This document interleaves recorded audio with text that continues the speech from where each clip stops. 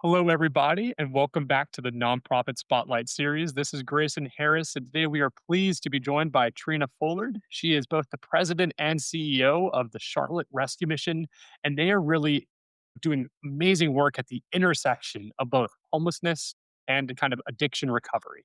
Trina, thank you so much for coming on, and thanks again for being here. Thank you, Grayson. I really appreciate the opportunity to share with you and your audience about the work that we are doing here in Charlotte, North Carolina, serving as the president of this wonderful organization that's been operating since 1938.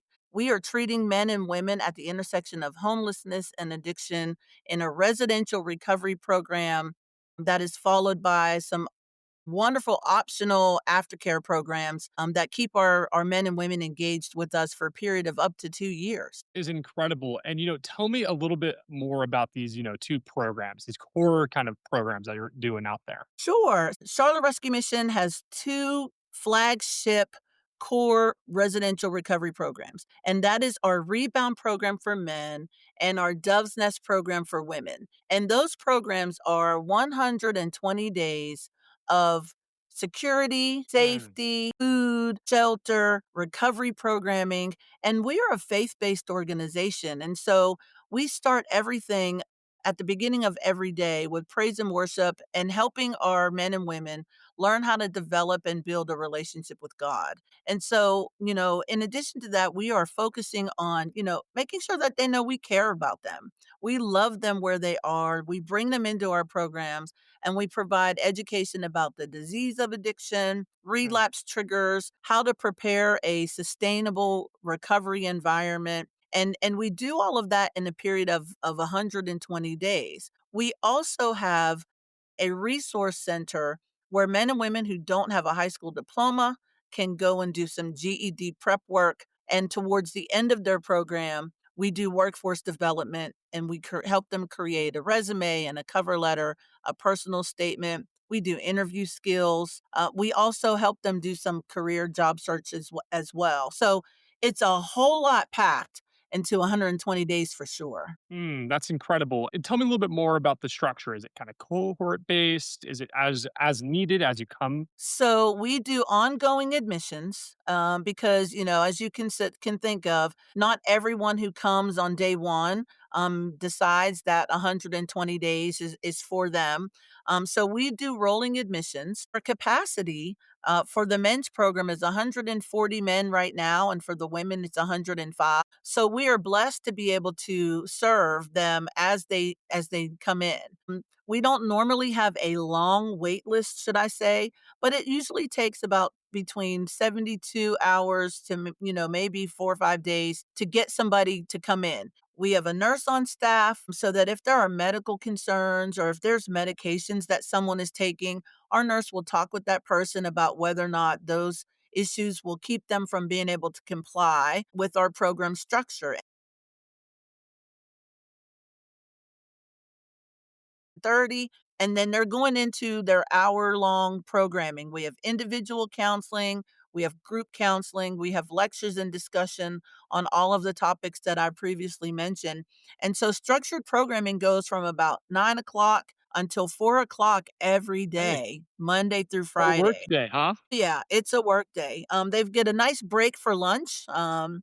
Because we all need to feed ourselves. And that's the cool thing about our programs is that we don't charge our men and women to come into the I program. was about to ask. Exactly. So they are assigned what we call ministry assignments or chores. And so our men and women are trained on how to work in the kitchen from inventory to prep to serving on the line to thorough cleaning of our kitchen facilities. They're also assigned janitorial or, somebody's got to empty the trash cans around here, wash down the windows. Our job and the job of our residents is to keep the facilities up so that we don't spend money on janitorial services. And they do a fantastic job because they live with us. We call them residents because they are our family. They're not clients or patients, and we are in this together to upkeep our facilities. And so, um, they are in structure from 9 to 4. And then in the evenings, We have Bible study. Our church partners are coming in 2 times a week to be able to lead those Bible studies. We also are very connected to the AA and NA meeting, groups in this area, and so they come in-house. It's the H&I group, and they provide meetings for our residents, as, within the facilities as well. So it's busy. We also have a lot of volunteers who come in and pour into our men and women by helping to serve meals, helping to provide lectures, coming in the evenings, doing games, making it an engaging and fun experience for our residents. So, 7 days a week, we are busy, Yeah. we are focused, and we are helping people learn how to live life differently, which means we are focusing on life transformation. I'd love to talk a little bit. What are the outcomes that that you're looking for as someone comes into and kind of you mentioned this transformation aspect. What is a successful transformation?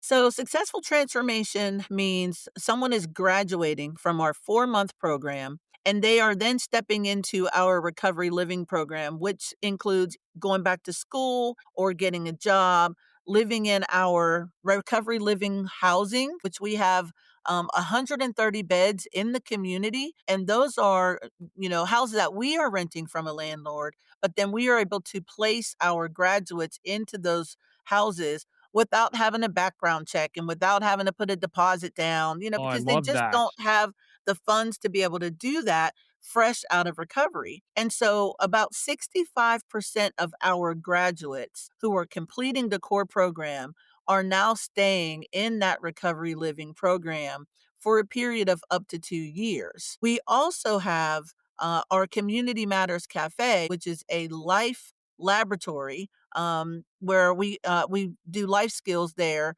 and that is 16 students who we pay for their housing, their transportation, their uniforms out of the proceeds that are made from the restaurant to be able to help them learn how to live life differently and work in an environment where they're getting constructive feedback, where Mm. they're, learning how to show up on time, learning how to interact with our customers. And so that program is 6 months long, and we love having graduation for those students as well. That's one of the past guests called it foundational skills. Yep, And how important it is to through these kind of workforce readiness programs build these foundational aspects that someone without this type of background and the trauma wouldn't have the problems really navigating, and it's kind of then equipping them right to then go out and really successfully integrate and become members of the community out there in Charlotte, right? absolutely. I mean, some things as simple as looking someone in the eye when you talk to them, Grayson. A Mm. lot of our men and women walk in the door and they're full of shame and guilt, and they're looking at the ground and they don't have the There's a confidence to stigma. where they can just put their shoulders back and hold their head up and be proud of the conversations that they're having. By the time they go through our 4-month program, step into our recovery living program or step into our life skills program, you see them blossoming and you see a natural joy that they have because they can look forward and they're not spending time looking in their past. And that's really what we want to see when we talk about life transformation being holistic. It's about, learning how to understand that you can walk one step in front of the other and face your future and leave your past in the rear view. Thank you for sharing that. That's got me really excited, and I'm ready to listen. And you've stepped into this role as president and CEO, a bit of a challenging time in terms of especially this last year funding has been at an all time level uncertainty. And you mentioned that this program is completely free for the people that are participating. How are you navigating these funding constraints, and how has that been strategically going about that? Yeah, so the beauty of what we do at Charlotte Rescue Mission is that we are not strapped by federal or state funding. We don't have contracts with insurance companies. We don't subscribe to, the Medicaid restrictions. We are completely funded by donors who believe in what we do and walk alongside us in our goal of holistic life transformation. We apply for many, many, many foundation and corporate grants. There are so many businesses here in the Charlotte area who believe in what we do, that we are blessed by their recurring giving. We do hold a number of events throughout the year that we do significant fundraising. And, you're doing even a better job of now storytelling the outcomes.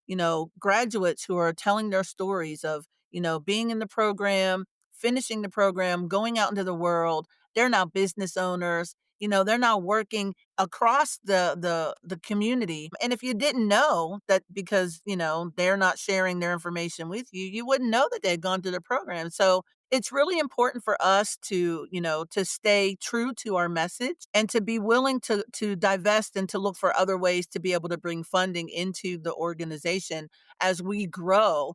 Our bottom line, our operations are going to increase.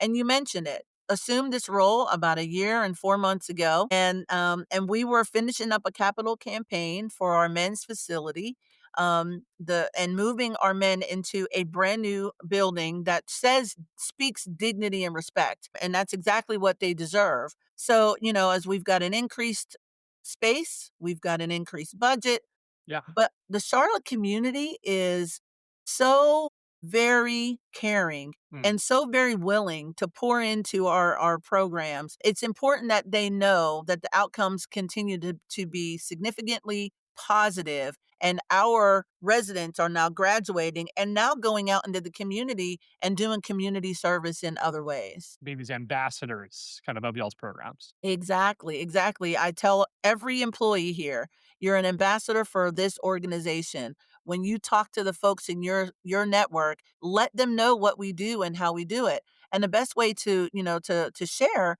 is to share the outcomes, that we have folks graduating and coming back and giving back. We just recently had an alumni annual softball game where we had over 100 alum come and hang out with us. Not everyone was playing, folks were cheering us on, but we want to see that connection and building that group of folks who are supporting each other, living sober lifestyle in the community is fantastic. I love that. And we've been talking a lot about, the program and the incredible work that you're doing. And I know that's actually what your background was as the kind of chief program officer. As in this last year and, 4 months, you've stepped into this new role. What's been the biggest surprise in terms of the change in roles and responsibilities, and how has that been? So listen, I am a busybody. And so what's been surprising for me is that I'm spending so much time out in the community talking to folks about what we do that, without an assistant to help me manage the schedule, I'm not sure I could do it.